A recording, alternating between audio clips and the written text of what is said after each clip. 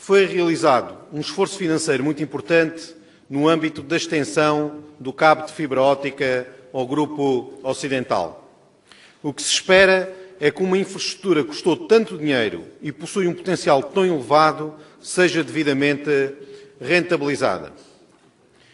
Mas não é isso que está a suceder. Por exemplo, na Ilha do Corvo, ainda não é possível, embora tal já seja possível na Ilha das Flores, aceder aos pacotes de fibra da MEO, por exemplo. Estes pacotes possibilitam, por exemplo, o acesso a comunicações de alta velocidade e à televisão digital. Veja-se que a velocidade máxima obtida na Ilha do Corvo é de 8 megas e que o pacote mínimo que está à venda no mercado contempla uma velocidade de 12 megas. Isto para não falar na possibilidade de criar projetos inovadores à escala da ilha, como, por exemplo, a criação do roteiro digital do Parque Natural da Ilha do Corvo. A informação que temos é que falta a certificação da Anacom e que a Viatel ainda não procedeu à instalação das ligações de proximidade na vila. Pergunta: que iniciativas está o Governo Regional a desenvolver para que esta situação seja ultrapassada e para que o enorme investimento que foi realizado venha a ser devidamente rentabilizado e usufruído plenamente pela população da Ilha do Corvo? Sr. Deputado Paulo Estevão, posso lhe dizer que é com grande satisfação que hoje estamos aqui em condições de responder a estas suas questões.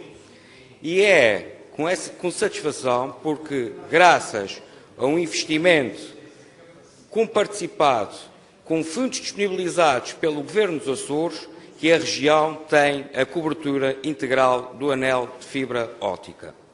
E é com satisfação que o vejo discutir se tem as suas preocupações sobre se tem acesso a 8 megas ou tem a 12 megas. Há 6 meses, Sr. Deputado, o senhor tinha acesso a 4 megas, a 4 capas, a 12 capas, a 24 capas. Portanto, está aqui claramente demonstrada uma evolução que aconteceu, fruto de um investimento que era justo e que há quem tenha sido responsável por não se ter efetuado na devida altura.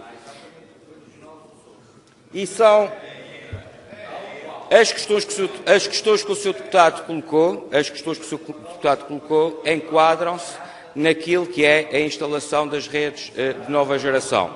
É um processo que está a decorrer, que, como disse, tem trâmites que dependem da intervenção direta da Anacom na certificação.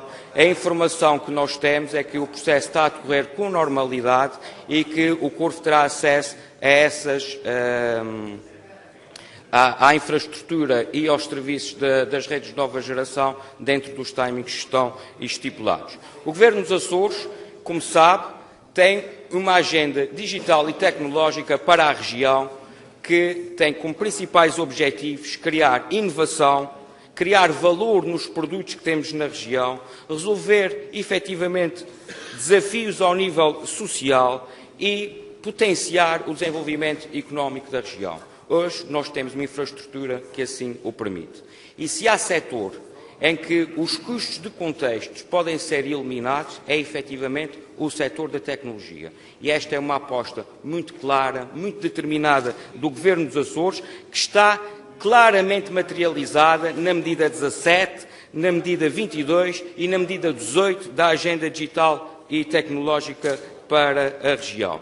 Além disso, existem também, na mesma Agenda Digital e Tecnológica, medidas concretas para a captação de investimentos em infraestruturas tecnológicas para a região. É um trabalho que nós estamos a desenvolver e que estamos convictos que irá dar resultados, contribuindo assim para que se possa incorporar valor, se possa trazer riqueza para a região e que esses projetos possam, inclusivamente, criar postos de trabalho fortemente qualificados. É este o caminho que nós temos para seguir, é este o caminho que os Açores vão seguir, é um caminho que está claramente alinhado com os propósitos da União Europeia para o período de 2014 a 2020. Muito obrigado.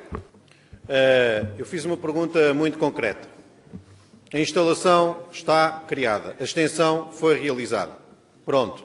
Agora é necessário que esse potencial seja aproveitado. A questão que se coloca é o seguinte: neste momento, a Anacom já certificou a fibra nas Flores, mas não certificou na Ilha do Corvo. Há um atraso significativo. E, evidentemente, isto custa mais dinheiro aos corvinos, porque pagam um serviço mais caro, e, ao mesmo tempo, também significa que não podem aceder, nomeadamente, por exemplo, nem às velocidades, nem, por exemplo, à televisão digital. E o que eu lhe pergunto é, o que é que o Governo, após todos estes meses, está a fazer para que este processo seja um processo que corra com celeridade e responda àqueles que são as expectativas dos corvinos. Eu também estou de acordo que este é um investimento importantíssimo e reconheço o papel dos diversos intervenientes e do Governo Regional e também do Governo da República neste processo. Não está em discussão isso. Neste momento o que está em discussão é nós investimos 12 milhões de euros e não é aceitável que, após todos estes meses, estes serviços continuem desativados, Sr. Secretário. E o que eu peço é que o Governo Regional pressione no sentido de resolver este problema e de rentabilizar um investimento que foi muito significativo, investimento de 12 milhões de euros. E, portanto, ao fim destes meses todos, os corvinos continuam sem televisão digital e sem as velocidades mínimas que já são oferecidas no resto da região. E, portanto, neste momento há um atraso injustificado, Sr. Secretário. Um atraso injustificado. E o que eu peço é ação, pressão por parte do Governo Regional nesta matéria.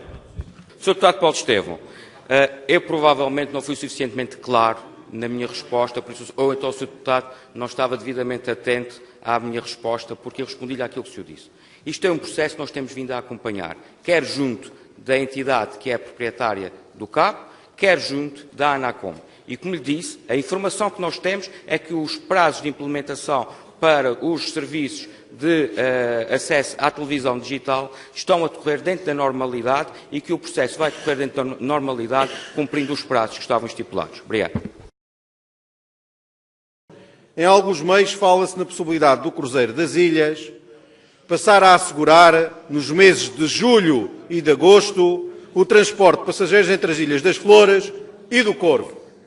A pergunta é, está o Governo Regional a equacionar esta possibilidade?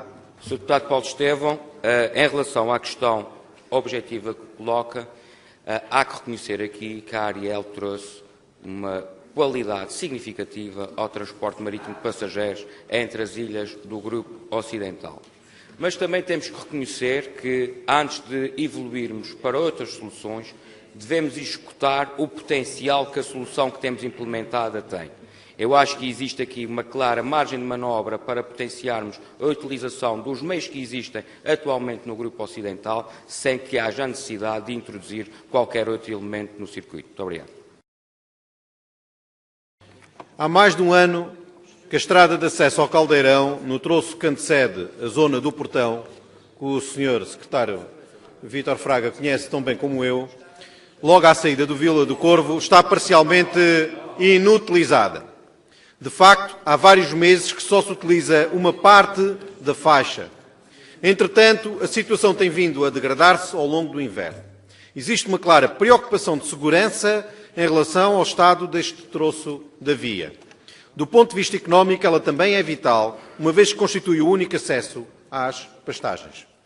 Pergunta: está prevista uma intervenção de fundo que reabilite este troço da estrada em particular e, eventualmente, outras zonas desta estrada regional? Se sim, para quando, Sr. Secretário?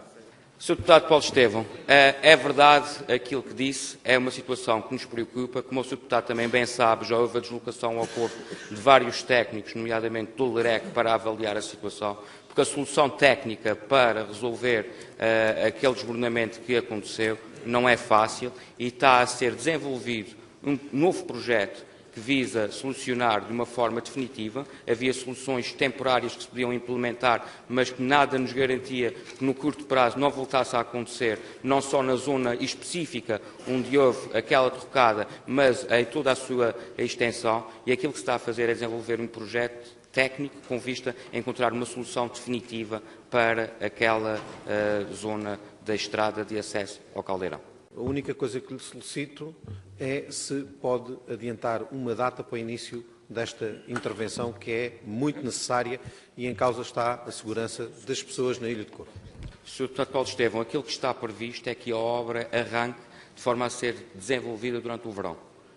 Porque, dadas as condições climatéricas, o objetivo é que se execute aquela obra no decorrer do verão para garantir toda a segurança, quer na própria execução da obra, quer na circulação, que não poderá ser interrompida, dado que aquilo é a única estrada de acesso à parte superior da ilha.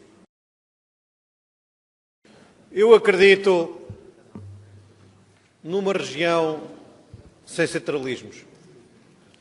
Eu acredito numa região em que é possível viajar entre ilhas mais pequenas sem que estas ilhas sejam afetadas por custos de acessibilidade absolutamente incomportáveis.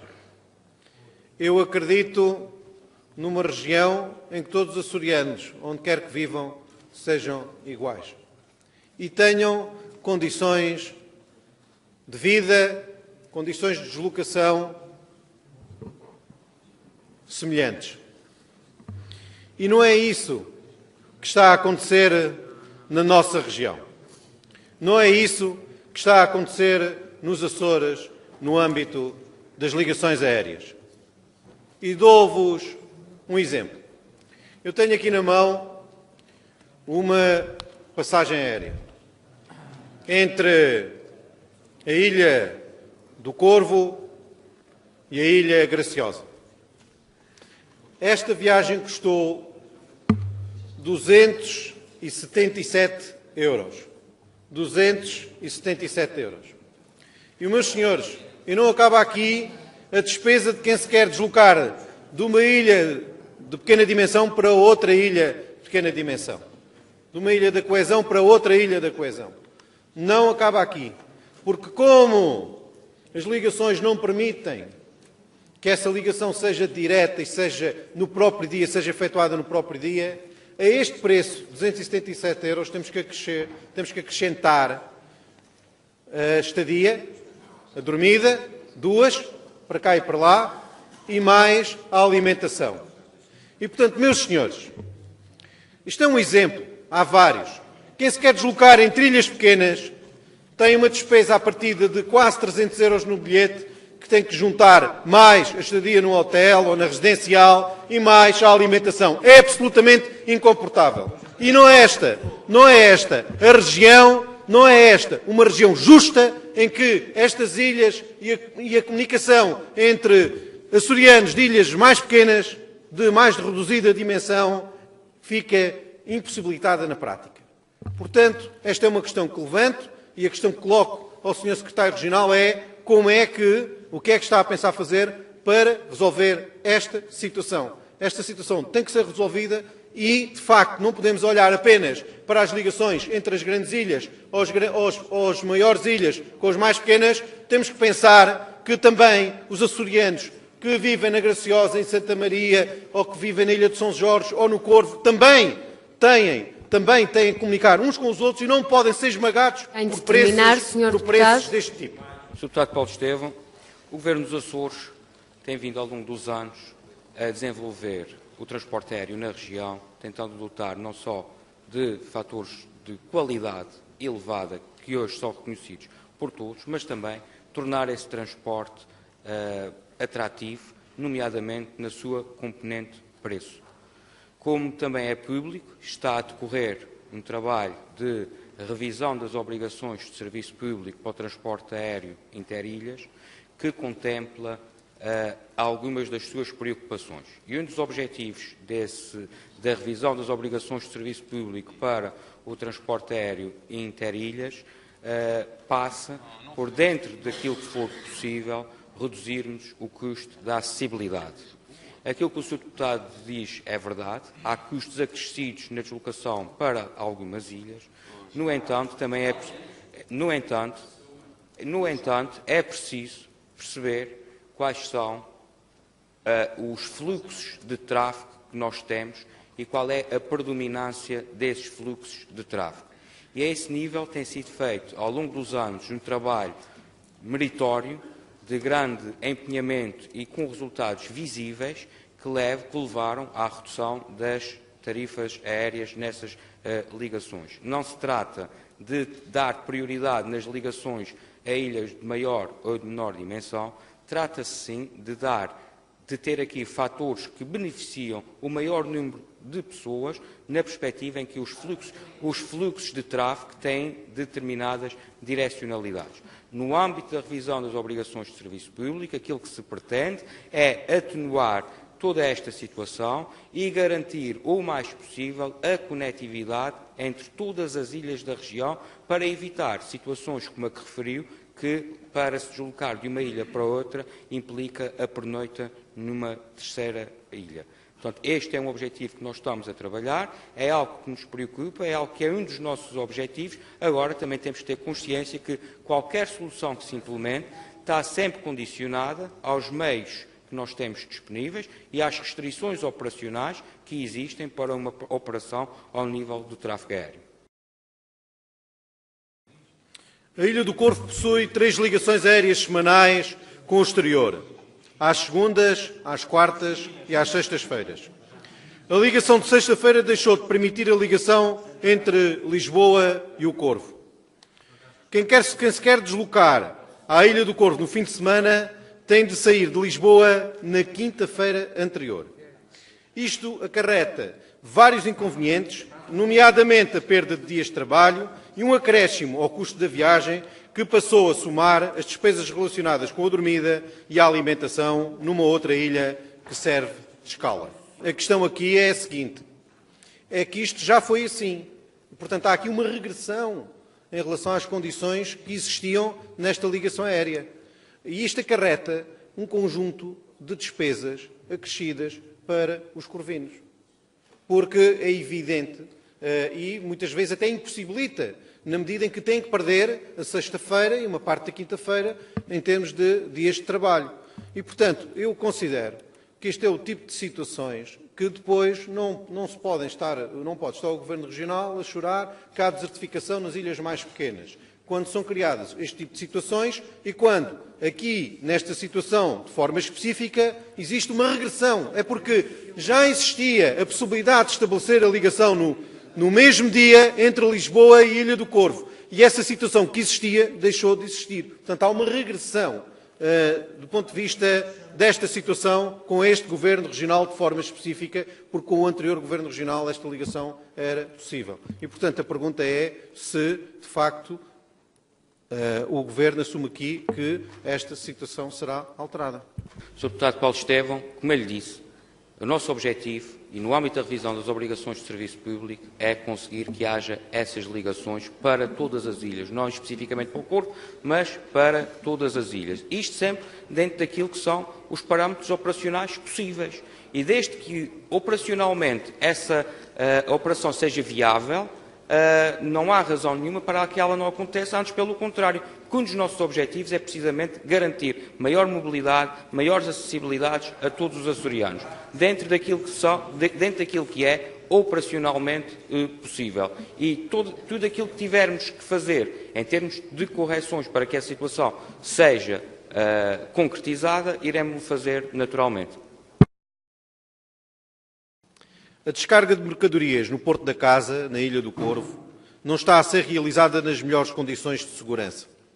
Amontoa-se a mercadoria e a população num cenário caótico.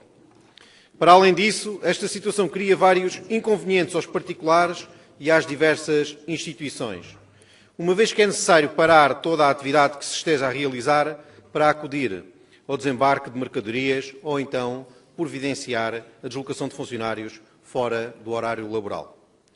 São muitos os inconvenientes de segurança e de funcionamento que resultam desta situação. Pergunta. Em tempos, o Sr. Secretário Regional, Vítor Fraga, propôs a criação de um armazém justamente para armazenar as mercadorias desembarcadas. Mantém essa intenção? Se sim, para quando está prevista a sua concretização? Sr. Deputado Paulo Estevão, tal como já tive a oportunidade de dizer e como referiu, está previsto, no âmbito da ampliação do Porto da Casa, que o projeto incorpore também uma área a ser construída para que se possa ter um serviço de logística para a Ilha do Corvo adequado. Todos nós sabemos os condicionalismos que existem hoje, sabemos em que condições é que a carga e descarga é efetuada e como é que é feita a distribuição de mercadorias no curvo. Não é uma situação que nós queramos que se prolongue no tempo, porque achamos que é um serviço que tem que ter qualidade e que, com as condições atuais, essa qualidade não está garantida. Assim, no âmbito do processo de construção de ampliação do Porto da Casa, será incorporado também o projeto de criar um espaço específico para que toda a área de logística possa ser concentrada e possa desenvolver um serviço de qualidade ao nível da entrega e da recolha de mercadorias para sair e entrar na ilha. Muito obrigado. A Escola Básica e Secundária Mousinho da Silveira possui 8 salas de aula, 3 delas de caráter específico. A dimensão adequada para uma escola básica com 7 turmas. A criação do ensino secundário aumentou o número de turmas potenciais para um intervalo que podemos estabelecer entre as 10 e as 13. Ou seja, a curto prazo deixará de existir capacidade de resposta. Pergunta: prevê o Governo Regional realizar algum tipo de intervenção no edifício de forma a aumentar o número de salas de aula disponíveis? Sr. Deputado Paulo Estevão, a Escola Mousinho da Silveira, tendo em conta a atual população estudantil da Ilha do Corvo, reúne todas as condições para um bom funcionamento no que diz respeito a salas, a instalações. Quando o Sr. Deputado coloca a questão, que é de certa maneira uma questão teórica, tendo em conta um eventual aumento da população estudantil, pois nessa altura se verá. Neste momento, o número de salas que existe são salas pequenas, obviamente, adaptadas à dimensão das turmas da Escola Mousinho da Silveira, mas neste momento as necessidades estão satisfeitas de acordo com as informações que tenho. Se for necessário alguma intervenção, tendo em conta, como referi, o aumento da população estudantil da escola, na sequência do alargamento da escolaridade obrigatória ao 12º ano, o Governo naturalmente tomará as medidas que forem necessárias para que os alunos do Corvo, tal como das restantes ilhas, tenham todas as condições para prosseguir o seu percurso académico. Eu penso que o Sr. Secretário deu uma resposta que demonstra que não está nada planificado, e isso é grave. A questão é muito racional. A escola estava preparada para ter até ao 9º ano e, portanto, tinha 2 turmas do primeiro ciclo e depois uma turma no 5º, 6º, 7º, 8º e 9º. Não há aqui uma previsão, uma hipótese de vir a ter mais turmas. É um facto, porque passa a ter uma turma de 10º, 11º e 12º. São mais 3. Mas como podem escolher 2 áreas, em vez de 3 podem ter 6 turmas. As salas são pequenas, mas também não vamos ter turmas na mesma sala a ter aulas diferentes, matemática ou história, ou geografia e português. Portanto, é evidente que vamos precisar de mais espaços de sala de aula. Isto parece-me absolutamente evidente e racional. Portanto, a questão não tem a ver com o aumento do número de alunos, que isso vai acontecer porque já podem frequentar o 10º, 11º e 12º, mas são necessários, na pior das hipóteses, mais 3 salas, na pior das hipóteses, mais 6. Não é pior, é melhor, porque quer dizer que há oferta educativa, que este Governo implementou e muito bem, a boa hora. Em boa hora fez essa justiça no Corvo, que se deve também à intervenção do Sr. Presidente do Governo Regional. Mas há aqui uma questão evidente, é que nós temos a possibilidade de ter mais 6 turmas. E as salas já estão todas ocupadas. O que é que vamos fazer? É uma questão absolutamente racional. É preciso pensar, é altamente previsível que estas salas serão necessárias. Por isso é que eu considero que o Governo deve começar a planificar uma intervenção para aumentar o número de salas. Eu não vejo outra solução. Como é que a escola vai funcionar com 5 espaços, porque os outros são os 3 específicos? Como é que vai funcionar com 13 turmas em 5 salas? É impossível. E, portanto, a pergunta que lhe faço é se prevê, se já planificou o aumento do número de salas, porque são absolutamente necessárias. Essa decisão será tomada de uma maneira articulada com o Conselho Executivo da Escola. O Conselho Executivo da Escola tem condições e os meios para apresentar a sua proposta e as suas preocupações nessa matéria, e a Direção Regional da Educação dará a resposta adequada. Portanto, sempre logo que a escola apresente a sua previsão e a sua proposta, essa proposta será devidamente estudada e a resposta será dada em tempo útil.